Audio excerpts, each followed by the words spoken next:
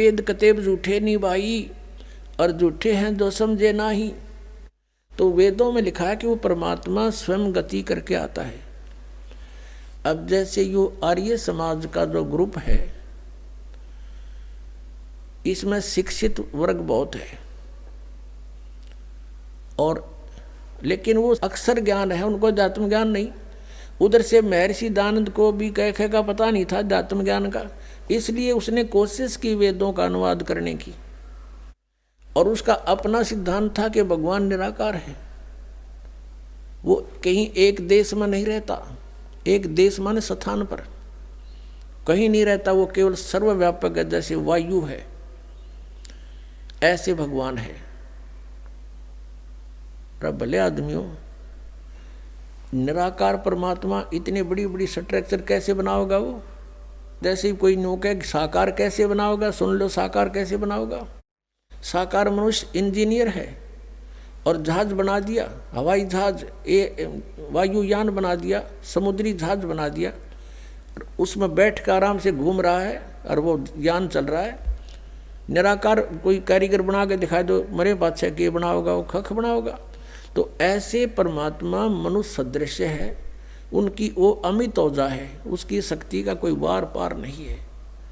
उनके वचन से सब कुछ हो जाता। जैसे आप हम देखा करते हैं जादूगर होते हैं, अपने मुख में एक छोटी सी गोली कंचा, इतना वो कंचा होता है, उस गोली को मुख में डालते हैं और थोड़ी देर में ओ करके इतना बड़ा मुस्कुल तो का डमू में तो पत्थर बना देते हैं, और नो पटक दे, पट्टा उठा के देख लो कति पत्थर है।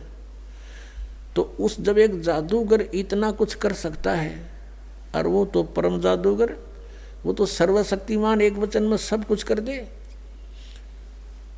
तो ऐसे ही उस परमात्मा की महिमा से हमने परिचित होना। उस परमात्मा ने कहते हैं एक शब्द में सब किया, सकल जमी आसमान, एक वचन में सब कुछ बना दिया। तो समर्थ है, उसको वो कुछ भी कर सकता है। तो वो जानकारी स्वयं ही आकर दी। और ये निराकार बताओ भगवान को, और वेद के साकार है, निराकार है, मनुष्य सदृश है वो अपना आत्माओं।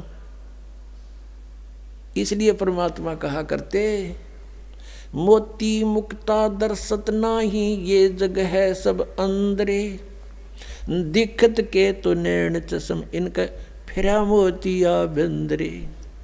ये दिख है विद्वान पुरुष और महर्षि को हमें, इनका मोतिया बिंद है। जिसका मोतिया बिंद हो आंखों में, आंखें तो दिखाई देती हैं जैसे बड़ा स्वस्थ आंखें हैं, सब कुछ दिखता होगा, लेकिन वो नपट अंधा है जिसका मोतिया बिंद हो गया दोनों आंखों में। तो परमात्मा कहते हैं कि तुमने ये महर्षि दिखाई दे हैं, गुरु ब्राह्मण दिखाई देते हैं, ये मंडलेश्वर, इनका मोतिया बिंद हो रहा है, इन्हें अपने सदग्रंथों में लिखी हुई सच्चाई का नहीं पता। और फिर निराकार कहते। अब दिखाते हैं आपको परमात्मा की सारी स्थिति, देखिएगा। ऋग्वेद मंडल नंबर 9, ऋग्वेद मंडल नंबर 9 अब दिखाते हैं, और सूक्त नंबर 86। भगवान साकार है या निराकार है, वो कैसी लीला करता है। ये है ऋग्वेद मंडल नंबर 9, 10 इकट्ठा अनुवाद है। ये है सार्वदेशिक आर्य प्रतिनिधि सभा, महर्षि दानंद भवन, रामलीला मैदान, नई दिल्ली से ये प्रकाशित है। और ये मुद्रक है Prince offset printer, 1510 Pataudi house, Daryaganj, नई दिल्ली से ये छपा है, छप्पा खाना इसका ये। अब देखना, ये है ऋग्वेद मंडल नंबर 9 और सूक्त 86 का मंत्र नंबर 26। इसमें लिखा कि यज्ञ करने वाले यजमानों के लिए परमात्मा, यज्ञ करने वाले माने धार्मिक अनुष्ठान यानी साधना करने वाले, यजमान माने भक्तों के लिए परमात्मा सब रास्तों को सुगम करता हुआ उनके विघ्नों को मर्दन करता है, और उनको पवित्र करता हुआ और अपने रूप को सरल करता हुआ वह कांति में परमात्मा, यह लिखना था कबीर देव। कवि कोई भी सर्वज्ञ नहीं हो सकता जिसको सारा ज्ञान हो। कवि कविता बना सकता है, ये कबीर देव लिखना था यहाँ पर। वो कबीर देव विद्युत के समान यानी आकाशीय बिजली की तरह सेकंड में नीचे आ जावे, क्रीड़ा करता हुआ, ऐसे लीला करता हुआ वर्णीय पुरुष को यानी अच्छी आत्मा को प्राप्त होता है। अच्छी आत्मा को आके मिलता है वो, जैसे आदरणीय धर्मदास जी को मिले, आदरणीय नानक साहिब जी को मिले, आदरणीय मुल्कदास साहिब जी को मिले, आदरणीय दादू साहिब जी को मिले, आदरणीय गरीबदास साहिब जी गांव छुरानी जिला दद्दर हरियाणा वाले को मिले, आदरणीय गीसा दास साहिब जी गांव खेखड़ा यूपी मेरठ वाले को मिले। तो अच्छे पुरुष को आकर प्राप्त होता है। वो कहाँ रहता हो भगवान? 27वें श्लोक में, ऋग्वेद मंडल नंबर 9 और सूक्त नंबर 86 का 26 पढ़कर 27 में पा गए। इसमें इन्होंने ये जो निराकार मानते थे भगवान को और वेद बता रहे हैं, वह परमात्मा प्रकाश पुंज को, परमात्मा को, जो परमात्मा ध्रुवलोक के तीसरे पृष्ठ पर विराजमान है, वहाँ रहता है। तीसरे एक स्थान पर रहता है ध्रुवलोक के, यानी उस तेजो में लोक सतलोक के एक स्थान पर, तीसरे स्थान पर विराजमान है, स्थान पर विराजमान है, वहाँ रहता है। निराकार क्यों करो है भगवान जब वहाँ बैठा है? आगे दिखाते हैं। ये है ऋग्वेद मंडल नंबर 9 सूक्त 82 का। ऋग्वेद मंडल नंबर 9 और सूक्त 82। और यहाँ देखें, ये है 82वां, 81वां समाप्त हुआ, ये 82वां शुरू हो जाता है। इसका प्रथम मंत्र इसमें लिखा है कि जो सर्वोत्पादक प्रभु, सबकी उत्पत्ति करने वाला परमेश्वर प्रकाश रूप है। इसका अर्थ है वो तेजो में रूप साकार है, सद्गुणों की वृष्टि करने वाला, पापों का हरण करने वाला, पाप नाश करने वाला, पाप क्षमा करने वाला है। वह राजेव, राजा के समान, राजेव इसका अर्थ है राजा के समान। आगे लिखा है, ये देखना, ये 269 पृष्ठ पे पढ़ रहे हैं। कोई भ्रमत कर देगा कि दूसरा पृष्ठ दिखा दिया होगा। ये 270 दिखाऊंगा। ये देखो 270 यहाँ लिखा है। 82 का पल्ला पढ़ रहे हैं, 82 का 9 के 82 का। राजा के समान दर्शनीय है, वो देखने जोगा है, विजिबल है, वो साकार है, राजा की तरह तो मनुष्य जैसा ही हुआ। और वह पृथ्वी आदि लोक लोकांतरों के चारों ओर शब्दमान हो रहा है।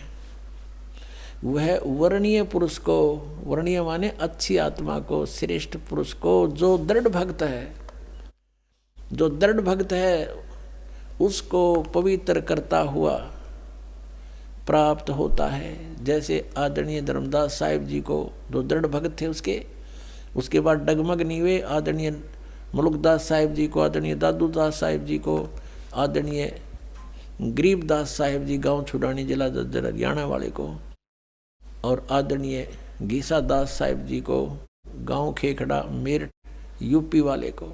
ये दृढ़ भक्त आज तक डगमग नहीं हुए, दुनिया को हिला के रख दिया इन्होंने। इनको भगवान में ले आकर के को पवित्र करता हुआ प्राप्त होता है वर्णीय पुरुष अच्छी आत्मा को। जिस प्रकार विद्युत माने आकाशीय बिजली स्नेह वाले स्थानों को आधार बनाकर प्राप्त होता है। देखो कितना स्पष्ट किया इन्होंने।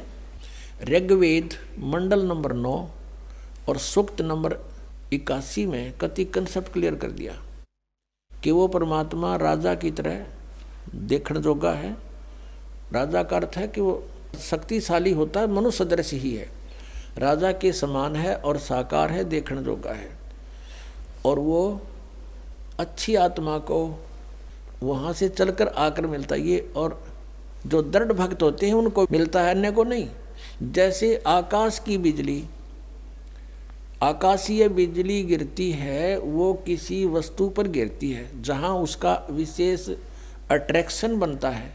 पुराने समय में जब कांसी धातु के बेले थाली हुआ करते प्रांत, और उनको अगर वर्षा के दिनों में कहीं बाहर वो पड़े रह जाते तो हमारे बुजुर्ग दादी माता कहा करते थे कि कांसी के बर्तन पर बिजली गिर जाती है, जब उसका संयोग होता है ऊपर से गिरने का तो वहाँ अवश्य उसी को तुरंत वहीं आकर के अट्रैक्ट होती है, उस कारण उस खिंची आती है, उसी पर गिरती है। उसको उठवाकर अंदर रखवा दिया करते थे।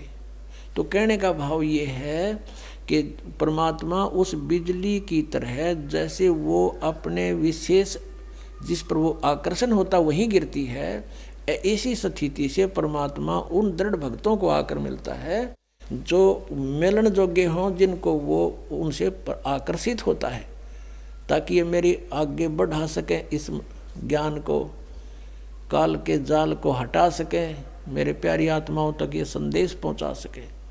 और उनका क्या कर ले, आंखें देखें जब भी ना मानो न भगवान मिल लेगा, उन तो काला मिल लेगा जहाँ ये रह रहे हैं।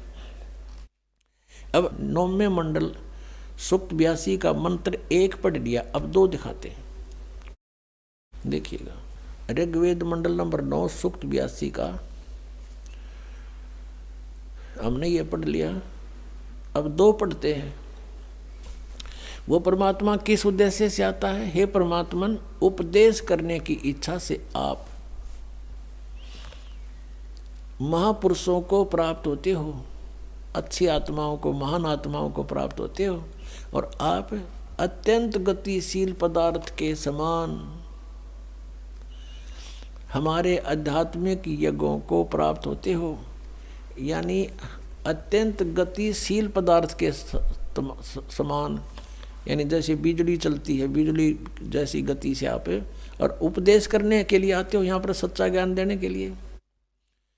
आप कबीर देव हैं, आप कबीर देव, यह लिखना था, सर्वज्ञ लिख दिया, आप यहाँ लिखना था आप कबीर देव हैं। हम उसको कबीर साहब कहते हैं, आप कबीर साहब हैं, शुद्ध स्वरूप है। अब जैसे ये अभी आपको दिखा था, जहाँ यजु लिखा हो तो यजुर्वेद लिखना पड़ेगा वहाँ पर, वो इन्होंने किया भी है। महर्षि दानंद ने यजुर्वेद के 36वें अध्याय के प्रथम मंत्र में यजु का अर्थ यजुर्वेद किया है, तो यहाँ लिखना था वो कबीर देव है, वो शुद्ध स्वरूप है। हमारे पापों को हे दूर करके, हे सोम, हे अमर परमात्मा, हमको सुख दे। पुण्यात्मा, वेद पढ़ें पर भेद न जाने, ये बात पुराण 18। वेद पढ़े पर भेद न जाने, गुरु बिन काहू न पाया ज्ञाना, जो थो था बूछड़े मूड किसाना। गुरु बिन वेद पढ़े जो प्राणी, समझे न सार रहे अज्ञानी। ये अज्ञानी रहे, इन वेदों को पढ़ा करते, और मैं ऋषि को आगे इन कक्का भी नहीं पता था। अब जैसे परमात्मा मनुष्य दृश्य ये सिद्ध होगा, राजा के समान देखने जोगा है, और वहाँ से गति करके आता है, जिन महापुरुषों को मिलता है, जिन महापुरुषों ने मिला उन बताया कबीर इज गॉड। वो कबीर देव काशी में, हम सुल्तानी नानक तारे दादू को उपदेश दिया, जात जुलाहा भेद न पाया, वो काशी माए कबीर होया। आदरणीय गरीबदास साहिब जी गांव छोड़ानी जिला जद्दर वाले, जिनको भगवान आकर मिले थे, क्या कहते हैं गरीबदास साहिब ने फिर बताया है कि सर्व कला सतगुरु साहिब की, या दुनिया दा जीवन झूठा भूल गए मर जाने नू, और सर्व कला सतगुरु साहिब की हरियाए हरियाणे नू। वो परमात्मा हरियाणा में आए गरीबदास जी 280 वर्ष पहले, लगभग सन 1727 में, लगभग 300 वर्ष हो गए, 300 वर्ष से भी ऊपर हो गए। सन 1727 में परमात्मा आए थे, और सन 1866 में, न सन 1966 में हरियाणा और पंजाब अलग हुए। जब हरियाणा क्षेत्र का नाम पड़ा था, यो हरियाणा प्रांत बना था, उससे भी कितने वर्ष पहले, 200-250 वर्ष पहले परमात्मा ने लिख दिया, बोल दिया था। गरीबदास साहिब जी ने कहा था कि हरि आए हरियाणे नू। उनके वचन से फिर यो हरियाणा क्षेत्र आज बनकर रहा, ताकि हम इस परमात्मा की वाणी को समझा सकें। अगर ये वाणी 200 वर्ष पहले बोलते, 100 वर्ष 50 वर्ष पहले से बोलते, तो कौन से कहाँ थे? हरियाणा था ही नहीं, जब नाम निशान नहीं था। तो ये हरियाणा बनवा दिया, रिबिया वाणी हमारे को याद दिला दी कि हरि आए हरियाणे नू। इनको पता था मालिक का कि इस वाणी का कहाँ आवश्यकता पड़ेगी, किस समय में। अधिक जानकारी के लिए जगत गुरु तत्वदर्शी संत रामपाल जी महाराज द्वारा लिखित पवित्र पुस्तकें ज्ञान गंगा, जीने की राह बिल्कुल निःशुल्क मंगाएं। अपना नाम, पूरा पता हमें व्हाट्सएप करें। हमारा नंबर है 74968018